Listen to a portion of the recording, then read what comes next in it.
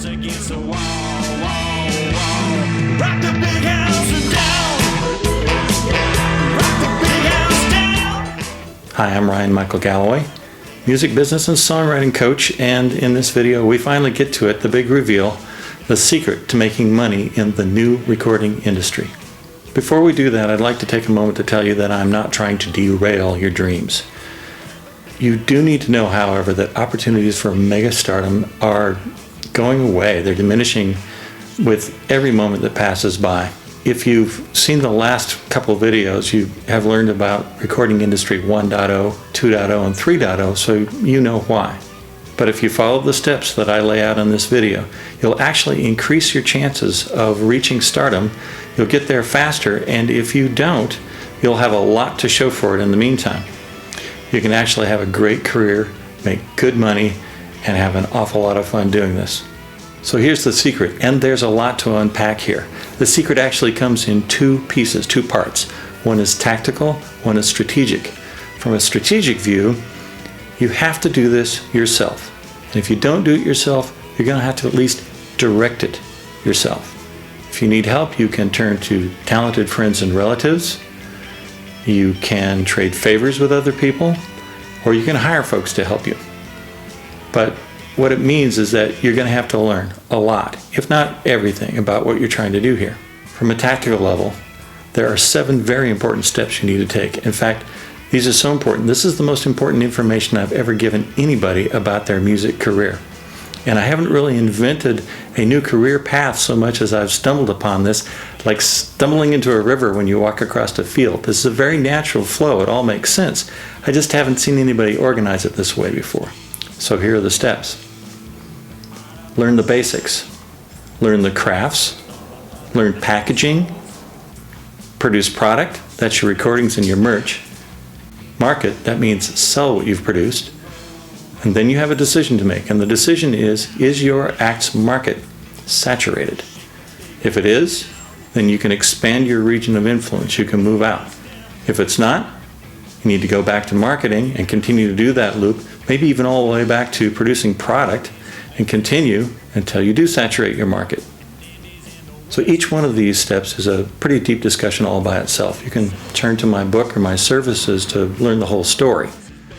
But you're already doing some of this stuff, and so we're going to take a brief look at each one of these steps.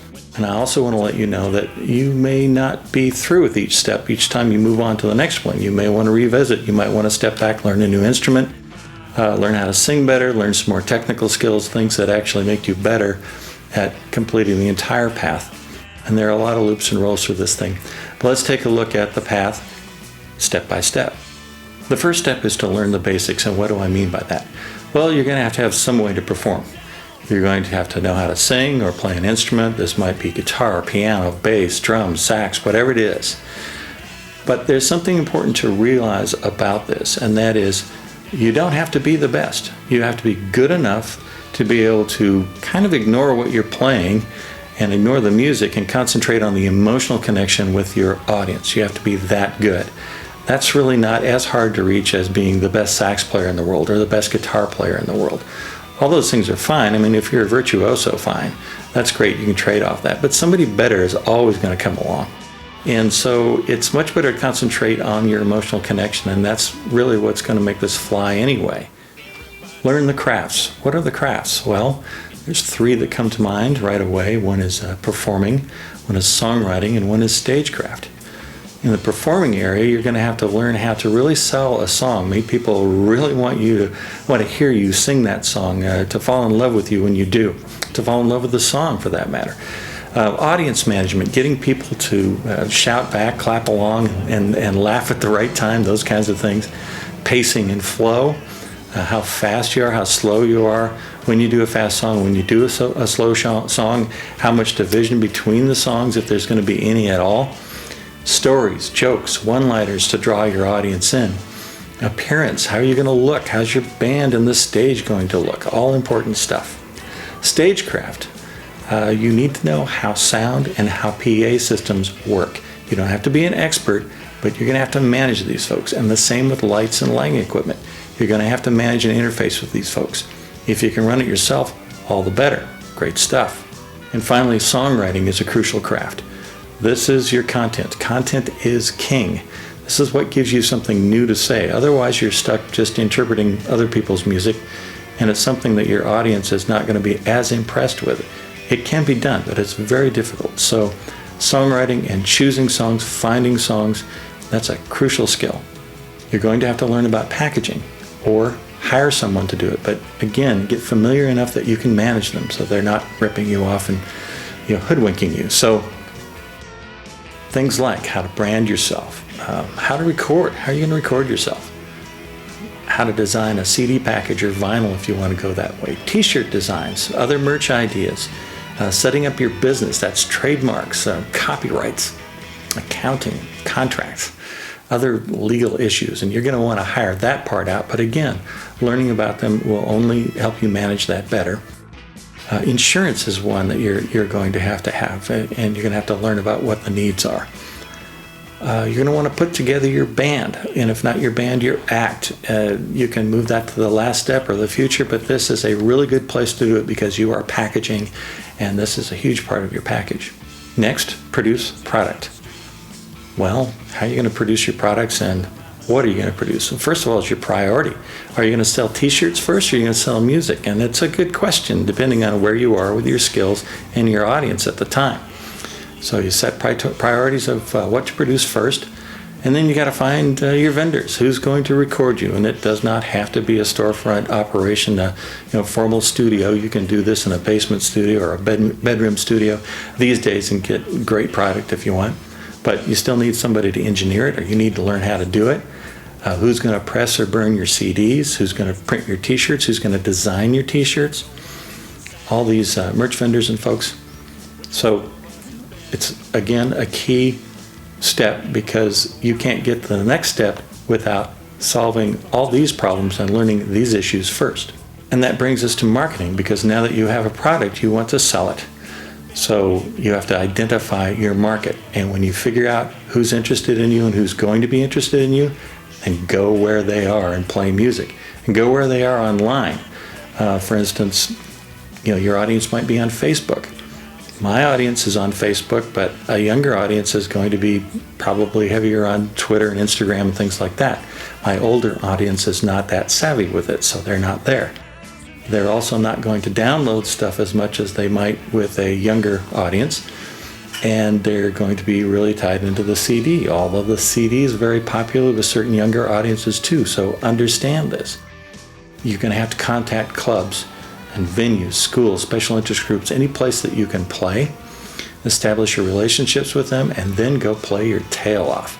And while you're playing your tail off, don't just play. Connect. Get out there. Shake hands, thank people for coming, and sell them your merch. So now you have a decision to think about, at least quarterly, if not more often than that. And that is, have you saturated your market? If you have, it's time to think about perhaps expanding your region of influence to ever-increasing circles, concentric circles going outwards. Or think about population centers, that is cities and towns nearby, that you can go to that might have an audience that likes what you do, and go there. Now, if you have not saturated your market, it's time to loop back and continue to market. And occasionally, no matter what you do, you're going to want to loop back to producing product, because you're going to be doing new t-shirts, new albums, all that stuff. As you know, the record industry as we knew it is slowly dying, but there still might be a good reason to sign a record contract if you're offered one. And those reasons, one big one is they might expose you to a much larger audience than you would have been exposed to otherwise. And by the way, all these steps that we're using right now will be perfectly useful before and after the record contract expires, because you can still use it to extend and improve your career. The fact is that if you collect 40 or 50,000 names and people are buying your records or CDs or downloads like crazy, a record company is probably going to approach you anyway, and they're going to offer you a contract, at which point you might not want to sign it because you're making so much money anyway. But if somebody tells you they're going to make you a star and they're going to get you charted in the genre that you play, well, that may partly be true. It's not all that hard to get on the top 100. All it takes really is money. But more than likely, they represent a group of people that include a recording engineer and a producer and a recording studio, a limousine company, a caterer, and they want to take your money, or they want to take the money of the people that invest in you. And sure, they can get a whole lot of money behind you, but guess who gets to get that money? It's them. It's not you. So there you have it. It's just the start of the adventure. My book goes into a lot more detail, and certainly my colleagues and I can help you with a lot of the more advanced steps in this process, and we can do it without taking all your money. I'm Michael Galloway. Please subscribe to this channel and stay tuned.